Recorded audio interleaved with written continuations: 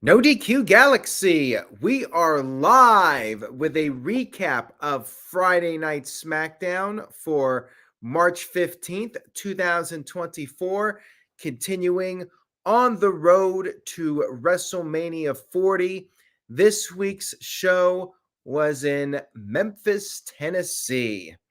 Lots of classic wrestling moments in Memphis, going back decades, even before the wrestling boom of the 80s. Remember Andy Kaufman in Memphis, Jerry Lawler, crazy stuff. And we had another memorable night in Memphis. We kicked off the show with footage from last week's SmackDown, and then we had an appearance from the great one, the People's Champion, The Rock. And here's a little tease of things to come. Hamp Connell, who is usually very critical of WWE during my live streams, called SmackDown a great show. And Matthew wanted to know, where is Hamp and what have you done with him? Shout out to Building Nexus, says Trick Williams is pretty over, huh? Oh yeah. Whoop that trick. We got not one, but two chants on this show. And we'll talk about that here in just a moment. TJS, I have a bone to pick with you. I told you to go to SmackDown a couple weeks ago when there were still tickets. Why did you not listen to me, TJS? You missed out on a classic SmackDown. How could you, TJS? Listen to me next time. When I say buy a ticket, you buy a ticket. You don't wait.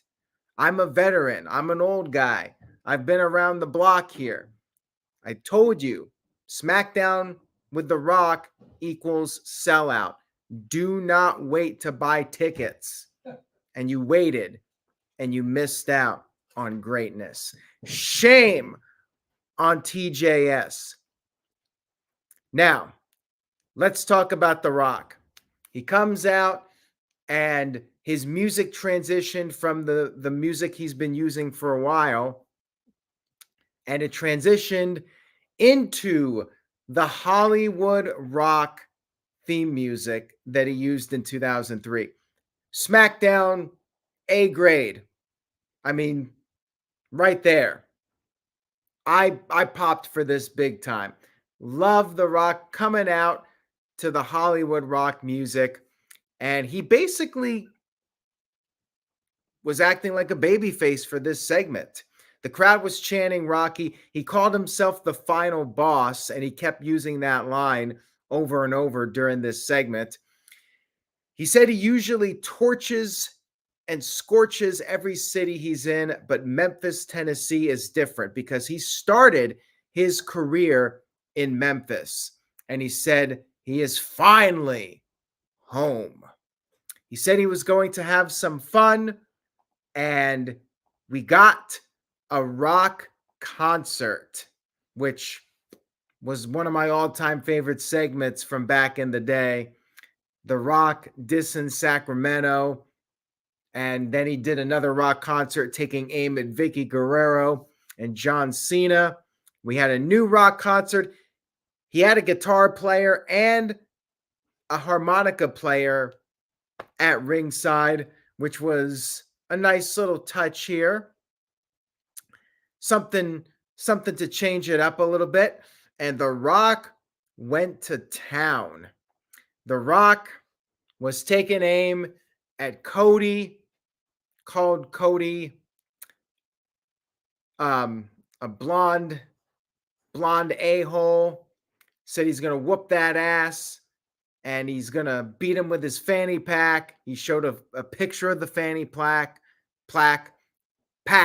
fanny pack, and The Rock referred to Seth Rollins as a clown, talked about Cody being a mistake again, how his dad used drugs and cheap condoms, and it was a bad combination. And then The Rock took aim at Seth Rollins, said that all Rollins does is cackle and dance, and that's why Rollins' wife is more popular than him. Then The Rock turned his attention to the Cody crybabies and said they're all so entitled and they do sometimes have sex, but they have to pay cash.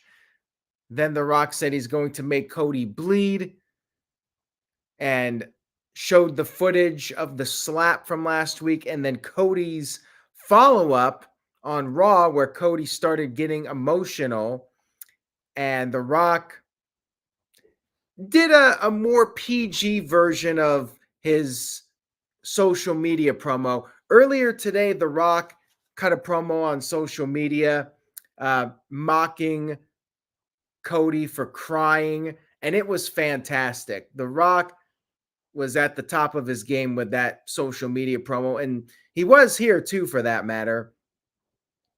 He mocked Cody again and said he has a message for Cody's mama.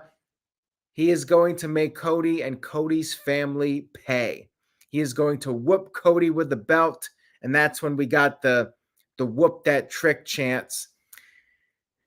Rock had his weightlifting belt, which he also talked about in his social media promo, and he said he's gonna make Cody bleed, tear his flesh. He's gonna whoop Cody like a dog, and then he's gonna take the blood-covered weightlifting belt and hand it over to The Rock's or Cody's mom. He's gonna hand it over to Cody's mom at WrestleMania. And then he finished off his promo by saying, if you smell what the final boss is cooking. It was a brilliant segment, highly entertaining. It went like 18 minutes, and it was just pure fire. The Rock was spitting here. Absolutely electrifying, for lack of a better term. And I think it's fitting considering it's The Rock. Love it. Highly recommend checking it out if you missed it. And I forgot to mention that The Rock also put up a photo of Stardust. Great stuff here. I mean, The Rock was getting cheered like crazy. So, I mean, he's a heel, but the thing is, people will cheer him when he acts like a heel. It is what it is, but I say just run with it. It's so much more entertaining than when The Rock is just the baby face with his tired shtick. I'd rather he do the heel routine and just have no boundaries and just have fun. That's when The Rock is at his best. So if that means he's technically a heel, even if he gets cheered, just let him do his thing. This is top of the line Rock as far as I'm concerned. And I love the final boss usage of that line because, as Psycho Jet Black pointed out, he sent in a $2 super chat. He says, I thought Rock or Roman Reigns was the final boss. Yeah, and that is likely planting the seeds for the future, setting up the eventual Rock versus Roman Reigns match.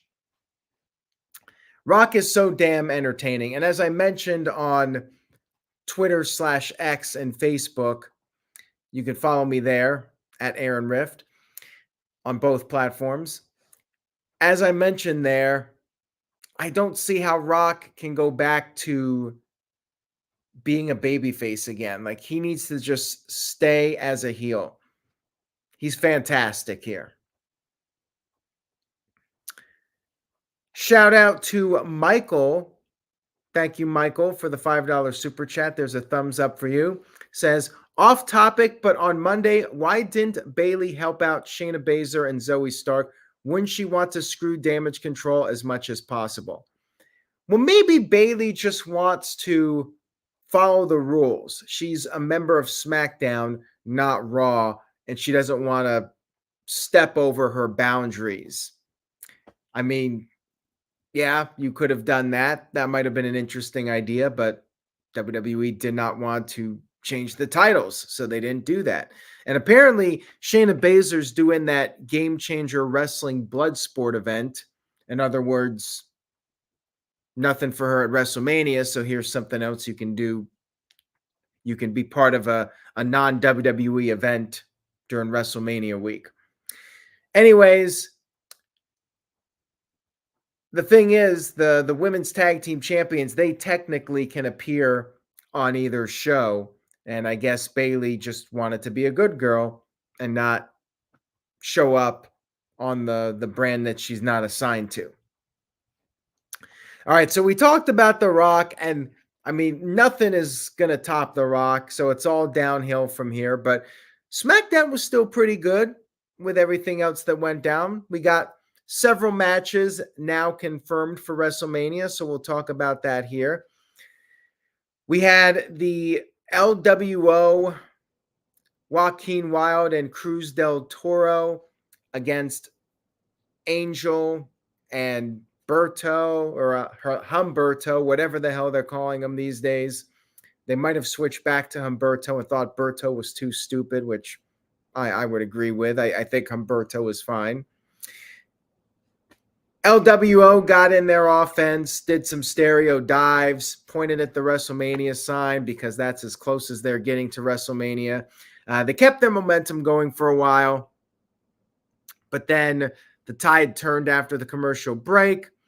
Things broke down, and then Del Toro was sent into the barricade, and then Legado finished off Wild, took him down, pinned him for the 1-2-3, and they advance in this little mini tournament to determine which teams are competing in that six-pack tag team ladder match challenge at WrestleMania. And I wasn't expecting LWO to get in this one.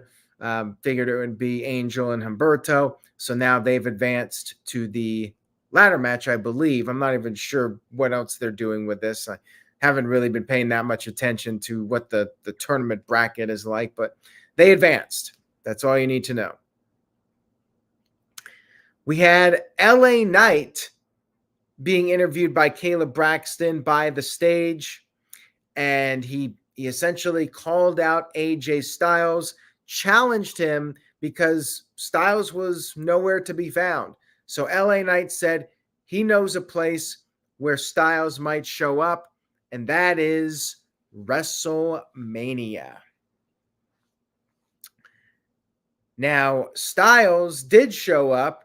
He attacked LA Knight from behind with a steel chair, accepted the match for WrestleMania, and we had officials and referees coming down to try and get AJ to back off a little bit. Pretty short segment here, but it accomplished what it needed to, set up the WrestleMania match. It was good. It was what it needed to be. Didn't go too long. You got to the point. I liked it. We had Logan Paul backstage. They showed the footage of Randy Orton interrupting the Prime segment with, the announcement that the Prime logo was going to be on the ring mat for WrestleMania. And Logan told SmackDown general manager Nick Aldis that Randy Orton should apologize to WWE for what he did. And Aldis said maybe Logan should go directly to Randy Orton and get that apology. We had a backstage segment with Jimmy Uso being interviewed, and he officially accepted the WrestleMania challenge from Jey Uso. So now we have 2 more matches confirmed. LA Knight versus AJ Styles is confirmed, and Jimmy Uso versus Jey Uso confirmed. No surprise here with either match, but glad that we finally got these matches set up and we can start doing the final build, as now we are less than a month away until WrestleMania. Next up, we had Randy Orton versus Grayson Waller. And before the match even got started, Logan Paul came out there with his United States Championship to do commentary for the match.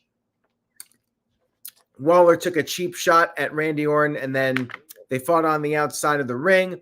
you had both Austin Theory and we had Logan Paul distracting Orton. And after the commercial break, Randy Orton started to make his comeback. They fought on the outside of the ring again. Orton slammed Waller on the table, did it a second time when the crowd chanted one more time. And then back in the ring, Theory got on the apron. Waller got thrown into Theory. Crowd was chanting RKO. And then Theory pulled Waller to the outside. Orton went after Theory, took him out. Waller attempted a cheap shot, but got hit with the RKO. 1, 2, 3.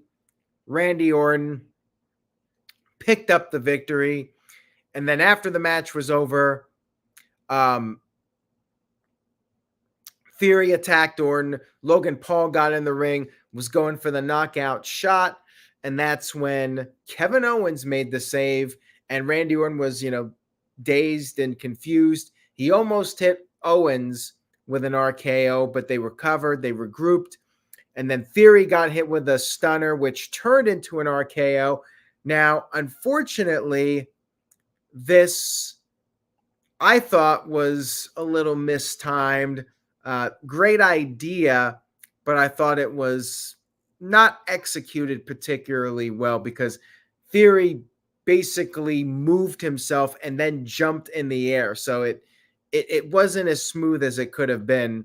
Nice idea, though. Maybe they can try it again at WrestleMania with Logan Paul and get it right.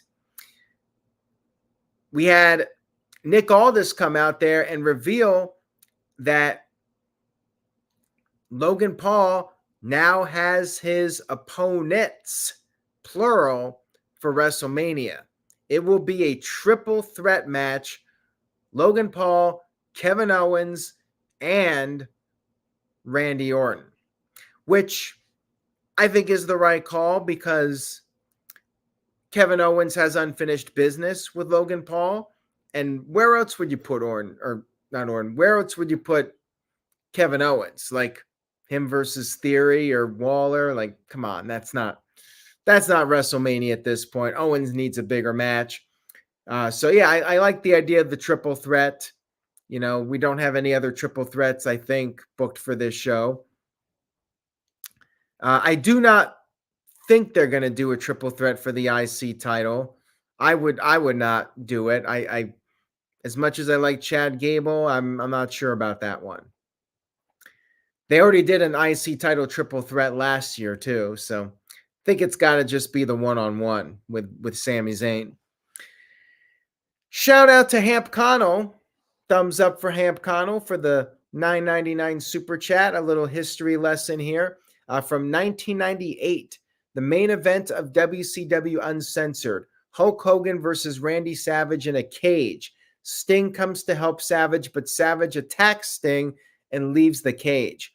Oddly, the official result is no contest. I mean, that basically made no sense. Randy Savage was going to go off on his own, and then he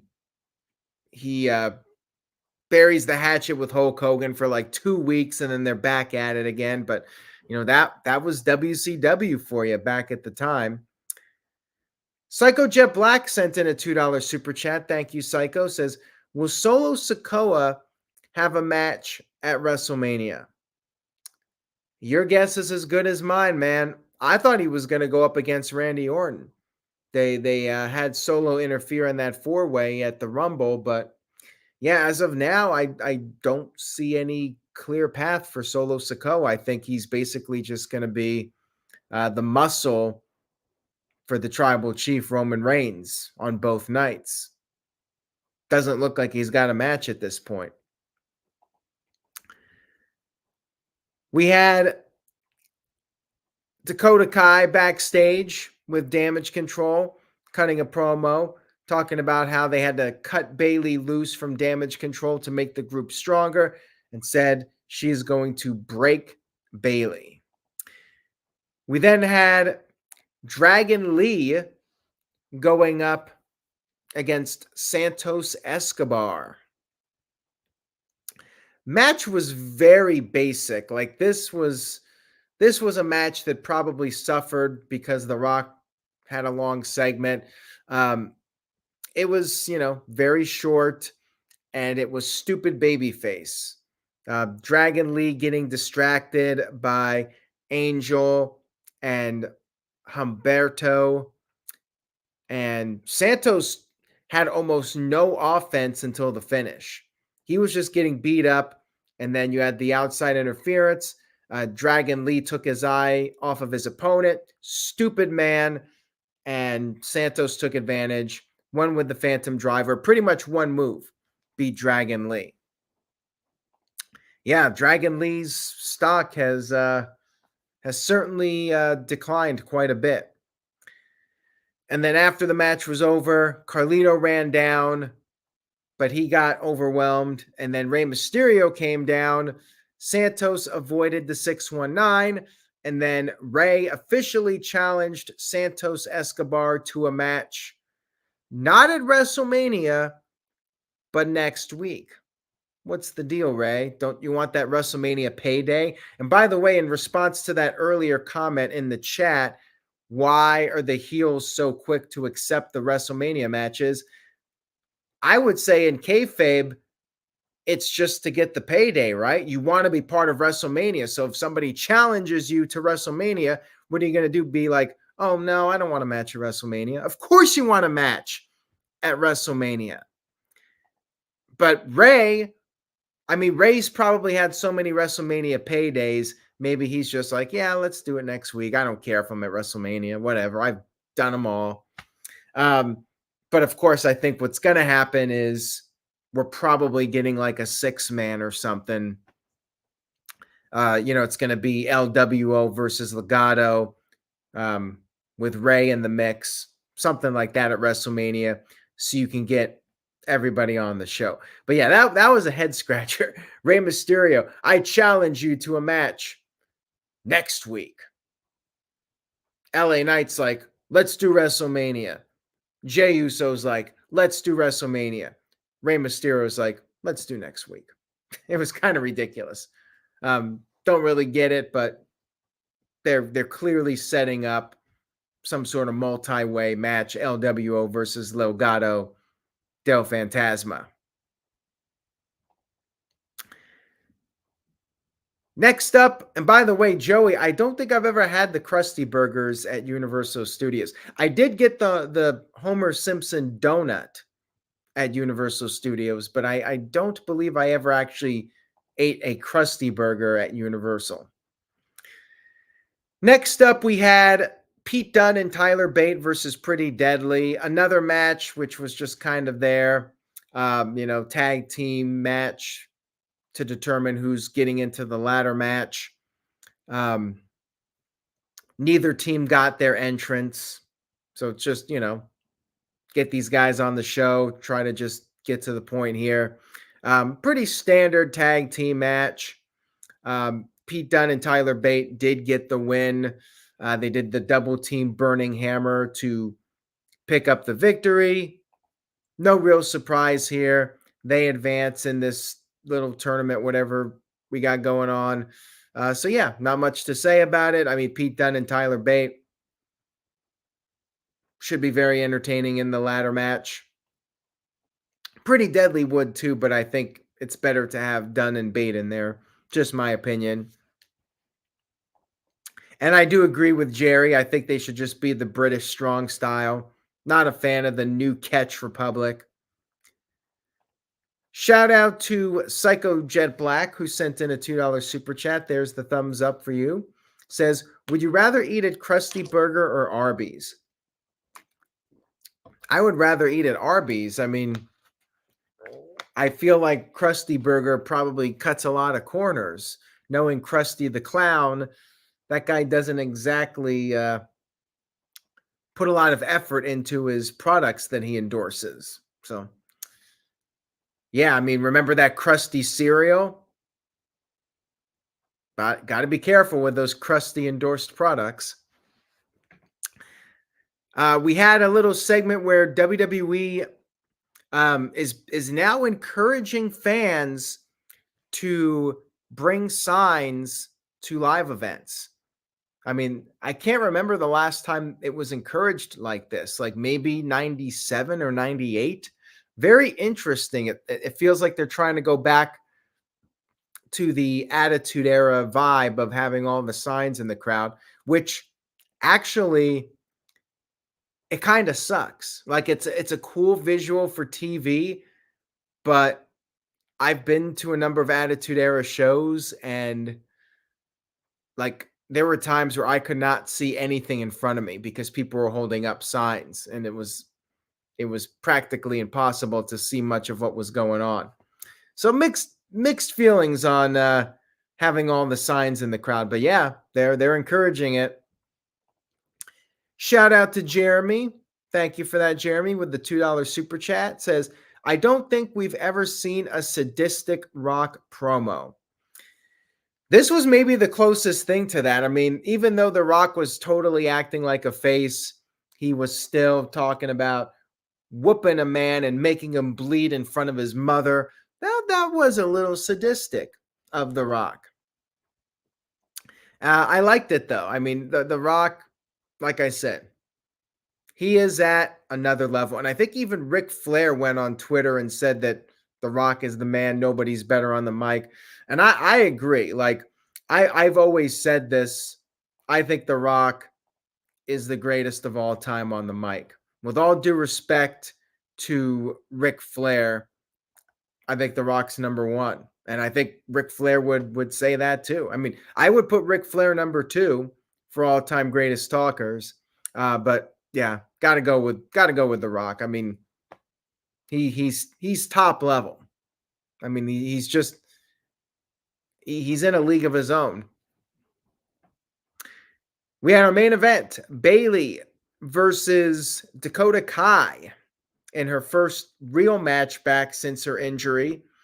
Bayley was going right after Dakota. This was personal for her. And as mentioned, we had the whoop that trick chant from the fans. And we had the outside interference with Asuka trying to trip Bayley. And that brief distraction worked out. But then Bayley made a comeback, delivered a power bomb, and Dakota got sent to the outside. But then Io Sky got in the ring and laid down her championship. And while this happened, Damage Control came in. Bayley took them down, but then Io attacked Bayley. We had a disqualification. No real surprise here. 4-on-1 attack. Naomi ran down to make the save. She got overwhelmed, and Io Sky came off the top with the moonsault onto Bayley. Crowd was chanting EST for Bianca Belair, but we got no Bianca. So I don't know what this means. At this point, Bianca doesn't really have a clear path to WrestleMania. Is she going to be in a tag match? Her and Naomi going for the tag team titles. Hopefully Asuka's okay, because she was limping at the very end of the show, and I know people are concerned about that. So hopefully that was nothing serious. I mean, I would like that.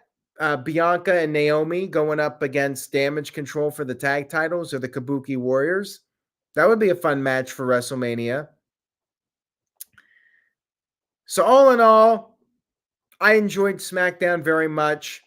The Rock segment, A+. The rest of the show, I'd probably go B. Like, it was good. Set up some WrestleMania matches.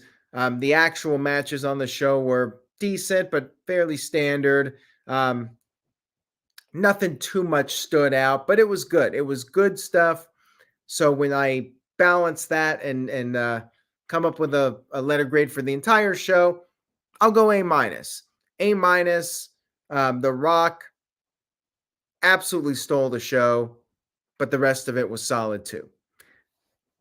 Hamp Connell sent in a $2 super chat. Thank you, Hamp.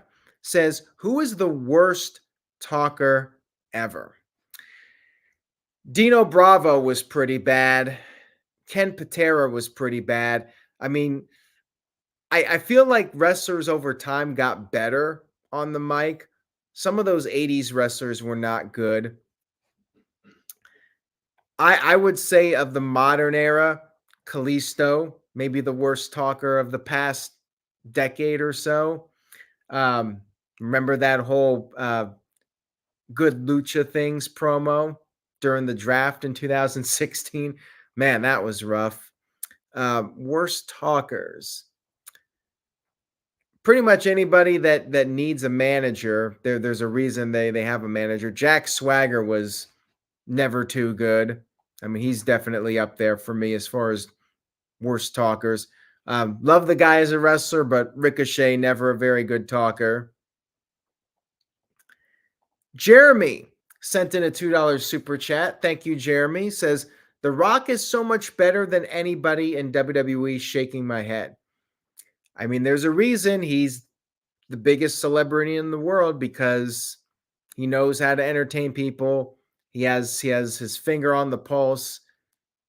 He has that charisma that nobody can touch. I mean, The Rock just gets it, and he's born with that talent, and pretty much nobody can touch him, like you said. Anyways, guys, thank you all for tuning in tonight. I very much appreciate your viewership and support of NoDQ.com. If you enjoyed the video, please give this video a thumbs up over on YouTube, NoDQ.com/YouTube. You can follow NoDQ. There's the handle for NoDQ and my handle right there. Follow me on social media. Stay tuned to NoDQ.com for all the very latest. Have a great weekend, everybody. Stay safe for St. Patrick's Day. Be careful out there. Love you all. Hope to see you soon for the next live stream. No DQ Review should be returning Sunday night at 8 p.m. Eastern in our normal time slot. Stay tuned for that. Buy a shirt at No DQ. Wait a minute. Almost got signed off here, but Psycho Jet Black keeps us going for another minute. He sent in $2. Thank you, Psycho. There's the thumbs up. He says, can Roman Reigns cut a babyface promo against heel Rock? Good question, because The Rock is so entertaining as a heel. Would people boo Roman Reigns as a babyface again? I mean, maybe Roman Reigns needs to be a heel and The Rock needs to be a face for that to work. Very good question. As good as Roman Reigns is, again, nobody's at the level of The Rock. So it's going to be very interesting to see how that all plays out. I mean, we'll just have to see how the fans dictate it. Like, if they're booing Roman Reigns, then maybe they'll have to make The Rock the face. We'll see. Well, the fans turned against Cody with The Rock cutting all these great promos. Will there be that Cody backlash? I mean, it's going to be very interesting, but I'm here for the ride. I'm looking forward to it.